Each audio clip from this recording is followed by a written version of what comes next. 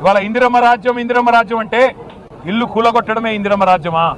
పేదవాడి హక్కులున్నా, పేదవాడికి వాడి దగ్గర మరి పట్టాలున్నా నోటికాడి ముద్ద లాక్కొని వాళ్ళను మెడలు బట్టి గెంటేసి మరి ఏదో శత్రు దేశం మీద దండయాత్రకి పోయినట్టు 4000 మంది పోలీసులు పోయి వారిని రోడ్డు మీద వేయడమే, మెడలు బట్టి గెంటేయడమే ఇందిరమ్మ రాజ్యమా? అక్కడ ఉన్నదంతా ఎస్సీలు, ఎస్టీలు, బీసీలు, మైనారిటీలు, ఎవరు కూడా సంపన్నులు లేరు. పక్కనే విల్లాలు కట్టుకొని విలాసవంతంగా ఉంటున్న కాంగ్రెస్ నాయకుల మాదిరిగా అక్కడ ఎవరు సుసంపన్నులు ఎవరు లేరు. 100 గజాల్లో కొన్ని రేకుల షెడ్లు, కొన్ని గుడిసెలు, కొన్ని ఈ మధ్యన అప్పో సప్పో చేసి కట్టుకున్న ఇండ్లు, వాటిని కూల్చడానికి మీకు మనసెట్లా వచ్చింది అని జిల్లా మరి మంత్రులు నేను అడుగుతా ఉన్నా. మీరు ఇవాళ ఈ ప్రభుత్వం వచ్చిన తర్వాత ఒకటి గమనించండి, రాష్ట్ర వ్యాప్తంగా విధ్వంసమే తప్ప నిర్మాణం ఎక్కడన్నా జరిగిందా?